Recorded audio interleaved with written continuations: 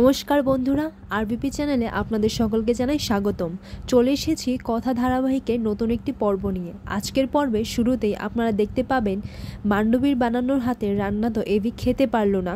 এরপর কথা এভির জন্য রান্না করে নিয়ে এলো। তারপর এভি তখনও খেতে চাইল না। এভি বলে, এতক্ষণ যা খেলাম তারপর আমার পেটটা ভরে গেছে। এরপর কথা বলেন, দেখুন না আমি আপনার জন্য কি বানিয়েছি, এটা খেয়ে বলুন না কেমন হয়েছে। তখন এভি বলে, কেন, তুই তো আমার ঘরে থাকিস না, আমি কি খেয়েছি কি না খেয়েছি এত চিন্তা করছিস কেন। এরপর কথা বলে, তবু নিজের মুখে বলবে না যে এই ঘরে থেকে যা, কেন একবার জুনির ঘর থেকে আমার আর আমার বালিশটা জোর করে নিয়ে আসুন না, তবে দেখুন আমি এখানে থাকি কিনা। না, তিনি এটা করবেন না। এরপর কথা এভিকে জোর করে খাইয়ে দেয়। এভির এক্সপ্রেশন দেখে তো এটাই লাগছিল যে খাবারটা খুব ভালো হয়েছে। এরপর এভি কথাকে জিজ্ঞেস করে, কিরে কি বানিয়েছিস সেটা। পর কথা বলে, এটা হচ্ছে সরু চাকলির মাংসের পুর ভরা, আর সাথে রয়েছে ফুলকপির পাতার চাটনি। নিন, এবার তর্ক না করে খাবারটা খেয়ে নিন। যাবার পর এভি বলে, সরু চাকরির পুর আর ফুলকপির পাতা বাটা দিয়ে তুমিও তো ভাত মেখে খেতে মা। আমি স্কুল থেকে ফিরে এসে দেখতাম গোবর দেবী তোমার মতো কেন রান্না করে মা। এর মুহূর্তে দেখা যায় জুনি, ঋতু আর কথা মিলে মান্ডবীর ঘরে গিয়ে দেখে এই ঘর ফাঁকা। এরপর কথা এমন সময় মান্ডবীর জন্য একটা উপহার রেখে দেয়। এরপর জুনি বলে, অনেক মজা হবে বল, ও তো চমকিয়ে যাবে। তখন কথা বলে, মা আনন্দী, তুমি তো জানো আমরা এই বদমাশিগুলো কেন করছি, তুমি এর অপরাধ নিও না মা। মান্ডবীকে এরকম মাঝে মাঝে শিক্ষা দেওয়াটা খুবই দরকার। ও যে অন্যায়টা করে চলেছে আর করছেও, জন্য শাস্তি ওকে পেতেই হবে। মান্ডবীকে বুঝতে হবে ও যেটা করছে সেটা অন্যায়। পাচক মশাই তো ওকে নিজের বন্ধু ভাবে, আর ও পাচক মশাইয়ের সাথে এরকম করছে। এরপর মান্ডবীকে ঘরে না দেখতে পেয়ে কথা বলে, আচ্ছা মান্ডবী কোথায়। পর মান্ডবীর আওয়াজ পাওয়া যায়। মান্ডবীর আওয়াজ পেয়ে কথা, জুনি, ঋতু কোথাও একটা লুকিয়ে পড়ে। মান্ডবী ঘরে এসে বলে, এই গোবর দেবী ইচ্ছে করে আমাকে এরকম করছে। এভি আমার হাতের রান্নাটা খেলো না। এইসব রান্না করতে পারি না, কিন্তু তাও আমি এভির জন্য রান্নাটা করেছিলাম। মানে আন্টি ঠিকই বলেছিল, এই জুনি, ঋতু আর গোবর দেবী মিলে আমার সাথে মজা করছে। একবার শুধু বিয়েটা পুরোপুরি পাকাপাকিভাবে হয়ে যাক, তারপর এই গোবর দেবীকে আমি দেখে নেব। ঠিক তখনই মান্ডবী তার বিছানায় একটা উপহার দেখতে পায়। তখন সে বলে, না এটা তো আন্টি দেবে না, তাহলে কে দিয়েছে, তাহলে হয়তো এভিই দিয়েছে। ও এটাই ভাবতে লাগে যে এখানে নিশ্চয়ই একটা ডায়মন্ডের রিং হবে। যেই গিফটটা খুলতে গেল সেখান থেকে একটা টিকটিকি বের হয়ে আসে, আর মান্ডবী অনেক জোরে চিৎকার করে চেঁচামেচি করে লাফিয়ে পড়ে। আর এই সমস্ত কিছুই কথা, জুনি, ঋতু বাইরে থেকে সবটাই দেখছিল। মান্ডবীর এত জোরে চিৎকার শুনে অ্যানি, অর্ণা আর অনিকেত সবাই বলছে, এই মার ঘর থেকে আওয়াজটা আসছে না। তখন ঘরে গিয়ে দেখে মান্ডবী খাটের উপর দাঁড়িয়ে আছে। এরপর সবাইকে বলে, এই ঘরে টিকটিকি আছে, একটা গিফট রাখা ছিল, আর আমি যে গিফটটা খুললাম সেখান থেকে একটা টিকটিকি বের হয়েছে।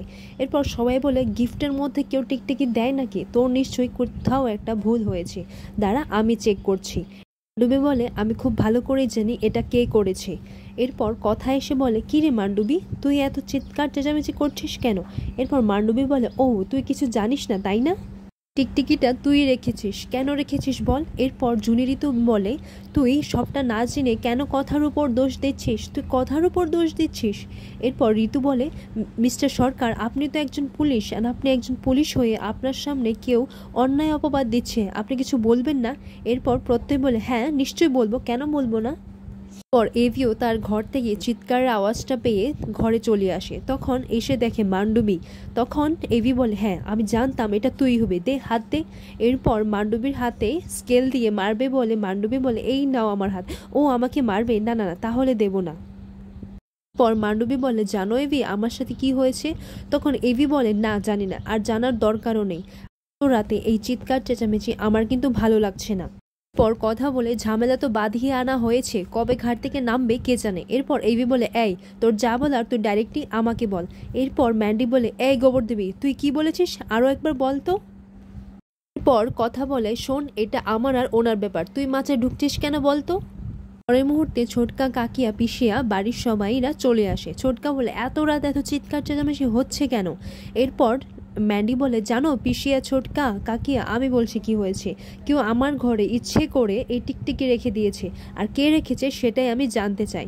এরপর প্রত্যয় বলে, আমি তো হচ্ছি পুলিশ, আর এই পুলিশই তদন্ত করবে। তখন পিসিয়া বলে, পুলিশ? ডাল কাটার মার তুমি ভুলে গেছো, এক্ষুনি তদন্ত শুরু করো। এরপর প্রত্যয় বলে, ইয়েস।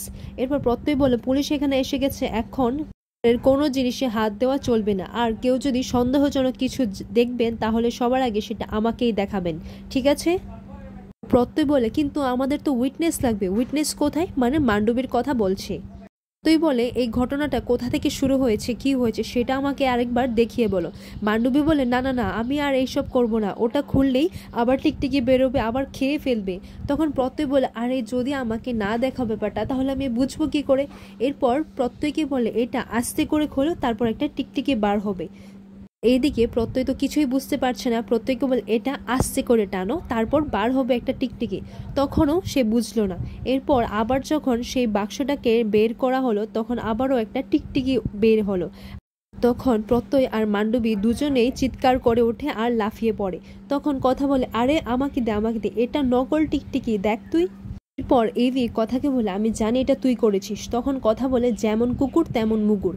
এরপর মান্ডবী এভিকে বলে, দেখেছো এভি, আমার সাথে ওরা কিরকম প্র্যাঙ্ক করেছে। বলে, দেখ এখানে সেই রকম কিছু হয়নি, তুই যেরকম ভাবে সিন ক্রিয়েট করছিস। পর মান্ডবী এভিকে ভয় দেখায়। সে এটা বলে যে, দেখো এভি, আমার আর তোমার বিয়ের ব্যাপারটা কিন্তু আমি সোশ্যাল মিডিয়ায় স্ট্যাটাস দিয়ে দেব। পর কথা মান্ডবীকে বলে, দেখ মান্ডবী, তোর এই ফাঁকা আওয়াজে না আমরা কেউ ভয় পাই না। এই কথাগুলি ছোটবেলা থেকে জানে যে বদমাইশদের কি করে শায়েস্তা করতে হয়।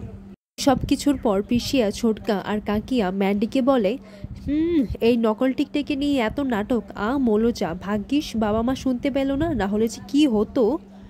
পর মান্ডবী এভিকে বলে, এভি তুমি তো দেখলে আমার সাথে কি হলো, আর তুমি কিচ্ছু বললে না। এরপর এভি বলে, দেখ এরকম কিছু হয়নি, আর তুই এরকম রিয়্যাক্ট করছিস যেন না যেন কি হয়ে গেছে। আর দেখ, এত বাড়াবাড়ি কিন্তু আমার ভালো লাগে না, প্লিজ। এরপর সবাই সেখান থেকে চলে যায়। সবাই চলে যাওয়ার পর মান্ডবী এটাই বলে, আমি জানি এই গোবর দেবী ইচ্ছে করে আমাকে ভয় দেখাচ্ছে, যেন আমি এই বাড়ি থেকে চলে যাই। তো আমি কিছুতেই যাব না। আর গোবর দেবী তো এখন দেখছি যে এভি এখন আমার হয়ে যাচ্ছে, তাই আমাকে এইসব ভয় দেখিয়ে এই বাড়ি থেকে তাড়ানোর চেষ্টা করছে। পর দেখা যায় এভি ঘরের মধ্যে গিয়ে বলে, ইচ্ছে তো করছিল এই স্কেলটা ওর পিঠে একদম ভেঙে দিই। আর এই ম্যান্ডি একের পর এক বোকামি করে যাচ্ছে, আর এই গোবর দেবী ওকে ইন্ধন যোগাচ্ছে। উফ, আর ভালো লাগছে না। যখন ঘরে আসে এভি কথাকে বলে, এই যে নকল টিকটিকি নিয়ে পড়ে থাকলে হবে, বাড়িতে তো আসল টিকটিকি ঢুকে পড়েছে। তখন কথা বলে, আপনি প্রান্তিকের কথা বলছেন? পর এভি বলে, ও বুঝতে পেরেছিস তাহলে, তার মানে মাথায় পুরোটা গোবর নেই। আমি তো ভাবতেই পারছি না যে ম্যান্ডি প্রান্তিকের সাথে হাত মিলিয়েছে। আমার তো ভেবেই মাথাটা খারাপ হয়ে যাচ্ছে। আর তুই তুই সবটা জেনেও চুপ করে আছিস। প্রান্তিক এই গৃহবাড়িতে ঢুকে পড়েছে। এরপর কথা বলে, পাচক মশাই আপনি শান্ত হন, একটু ধৈর্য ধরুন। আর আপনি তো নিজের চোখে দেখলেন জয়দেব বিশ্বাসকে ধরার সময় কতটা ধৈর্যর দরকার। আর কাউকে প্রমাণ সময় ধরতে গেলে একটু ধৈর্য তো লাগবেই। আর সব থেকে বড় কথা এখন হলো, আমাদের বিনয় মাঝিকে খুঁজতে হবে, আর ওনাকে খুঁজেই ওনার পেট থেকে সব সত্যিটা বার করতে হবে। পর এভি বলে, হ্যাঁ, বাট প্লিজ বি কেয়ারফুল। প্রান্তিক এই গৃহবাড়িতে পর্যন্ত এসে গেছে, আর এতে যেন জুনির কোনো ক্ষতি না হয়। এরপর কথা বলে, আপনি চিন্তা করবেন না পাচক মশাই, আমি জুনির কোনো ক্ষতি হতে দেব না। এরপর কথা তার বালিশটা নিয়ে জুনির ঘরে শুতে যাবে, এমন সময় এভি বলে, দাঁড়া। তখন কথা বলে, কিছু বলবেন? অনেক রাত হয়ে গেছে, আমাকে শুতে যেতে হবে। এরপর এভি বলে, না, তোকে কোথাও যেতে হবে না, তুই এখানেই শুয়ে পড়। এরপর কথা বলে, কেন? তখন এভি বলে, আসলে আমার একা ঘুমোতে ভালো লাগছে না, তাই তোর কোথাও যাওয়ার দরকার নেই, তুই এখানেই শুয়ে পড়। এরপর কথা তো এভির দিকে তাকিয়ে থাকে। তখন এভি বলে, লস্ট হয়ে তাকানোরও কিছু হয়নি, হ্যাঁ। এরপর এভি বলে, আচ্ছা আরও একটা কথা বলার আছে তোকে, থ্যাংক ইউ। তখন কথা বলে, ধন্যবাদ দিচ্ছেন আমায়? এরপর এভি বলে, ধন্যবাদ জানাবো না? সবের মধ্যে বাড়ির বড়রা যখন আমাকে অবিশ্বাস করছিল, তখন তুই, কায়দা কানুন আর জুনি ঋতু আমাকে বিশ্বাস করেছিস, তো ধন্যবাদ জানাবো না? এরপর কথা বলে, হ্যাঁ ধন্যবাদ তো জানাবেনই, আর ধন্যবাদ তো দূরের মানুষকেই বলা হয়, আমি তো আপনার কাছের কেউ নই। তাছাড়া এখন তো নতুন বউ পেয়ে গেছেন, আমাকে ধন্যবাদ তো দেবেনই। এটা বলে কথা সেখান থেকে রাগ করে চলে যায়। তখন কথা চলে যাওয়ার পর এভি বলে, চলে গেল? আমাকে কথা শুনিয়ে চলে গেল। যাক, আমিও একেবারে রুম ঠান্ডা করেই ঘুমাবো। ওর জন্য রুম ঠান্ডা করতেই ভুলে গেছি। এই জন্যই বলে গোবরদেবীর জন্য কিছু ভালো করতে নেই আর কিছু ভালো বলতেও নেই। এরপর এভি বলে, ও কি ভেবেছে আমি ওকে আটকাবো, রিকোয়েস্ট করব না? আর বলবো না তো। আমি বরং টেম্পারেচারটা কম করে রেখে দিই আর দরজাটাও খোলা রেখেছি। যার ঘুমানো সে এসে ঘুমাবে, আমি আর রিকোয়েস্ট করবো না তো, আর বলবো না। দিন সকালেই মান্ডবী কথাকে খুঁজতে শুরু করে। এরপর কাকিয়া পিসিয়া বলে, কেন, তোমার কি কিছু লাগবে, আমাকে বলো। এরপর মান্ডবী ওদেরকে বলে, না, কথা আসলে বলে দিও যে আমি আজকে থেকে ওই ছাইপাশ আর গিলবো না। এরপর পিসিয়া বলে, ও মা, তোমার তো শরীর খারাপ। এরপর চিত্রা এসে বলে, বুঝতে পারছো না, ওর হয়তো শরীরটা ভালো হয়ে গেছে, সুস্থ হয়ে কি অসুস্থতার খাবার খেতে পারে বলো। এরপর কাকিয়া এসে বলে, কেন দিদিভাই, কথা তো এটাই বলেছে যে আজ থেকে নাকি মান্ডবীর যা ইচ্ছে সে তাই খেতে পারবে। পর কাকিয়া মান্ডবীকে বলে, বলছিলাম ম্যান্ডি, কথা তো বাড়ির সবার রান্নাটা করে দিয়ে গেছে, কিন্তু তোমারটা করেনি।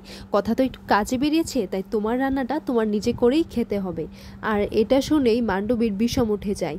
এরপর ম্যান্ডিকে বলে, আচ্ছা, এখানে তোমার যা যা লাগবে সব আছে, ঠিক আছে, তুমি কি খাবে সেটা বানিয়ে নিও, কিন্তু হ্যাঁ, আগের দিনের মতন এই রান্নাঘরটা যুদ্ধক্ষেত্রেও বানিয়ে ফেলো না। পিসিয়া কাকিয়া তো চলে যায়। তাদের চলে যাওয়ার পর মান্ডবী চিত্রাকে বলে, আন্টি এবার কি হবে? এরপর চিত্রা বলে, বারবার বলেছি না যে সবার সামনে আমাকে এরকমভাবে বলবে না, বারবার খালি আন্টি আন্টি আন্টি, উফ, আমি পাগল হয়ে যাচ্ছি। এরপর চিত্রা মনে মনে এটাই ভাবতে লাগে, কি হলো, কথা এরকমভাবে ময়দান থেকে সরে যাচ্ছে কেন, কথা এরকম দুমদাম করে বাড়ি থেকে চলে যাচ্ছে কেন, বারবার বের হয়ে যাচ্ছে। আমাদেরকে ফাঁসানোর ব্যাপারটা ওর মাথা থেকে নামেছি কি নামেনি সেটাও তো জানতে পারছি না। না না, কথার উপর আমার আরও ভালো করে নজর রাখতে হবে। ওদিকে দেখা যায় প্রত্যয় বিনয় মাঝির দোকানের ঠিকানাটা বের করে ফেলে। এরপর কথা এভিকে বলে, আমি আপনাকে অনুরোধ করছি, আপনি এখানে কোনো মারপিট করবেন না, মাথাটা ঠান্ডা রাখবেন। এরপর কথা বলে, আমি আগে গিয়ে দেখছি যে এটাই বিনয় মাঝি কিনা। এরপর কথা জিজ্ঞেস করলে বিনয় মাঝি বলেন, হ্যাঁ আমি বিনয় মাঝি। তখন এভি সেখানে গিয়েই বিনয় মাঝিকে দুমড়ে ধরে ফেলে আর বলছে যে, আই ওয়ান্ট দ্য ট্রুথ, সত্যিটা কি এখন বল। এরপর প্রত্যয় আর অনিকেত মিলে এভিকে কোনোভাবে সামলে নেয়। এরপর বিনয় মাঝিকে বলেন, কি, তোমার নামের সাথে তো কোনো মিলও নেই, না বিনয় আছে না ভদ্রতা, তুমি কার ফোন কেটেছিলে তুমি জানো, এখন বুঝতে পারছো তো, এখন বলো, সব সত্যিটা বলো। এরপর বিনয় মাঝি বলেন, আমি কি বলবো বলুন। এরপর এভিকে দেখে বলে, আমি আপনাকে দেখেছি দ্য হোটেল পার্ক রাচে। এরপর এভি বলে, তুমি আমাকে দেখেছো, তাহলে কোথা থেকে কি হয়েছে শুরু থেকে আমাদেরকে সবটা জানাও। এরপর সেই লোকটি এক এক করে সব সত্যিটা সবার সামনে বলতে লাগে। মান্ডবী নাকি প্রায় সময় ওনার থেকে জামা কাপড় কিনে থাকেন আর সেদিন রাতে ফোন করেছিল একটা শাড়ি নিয়ে যেতে।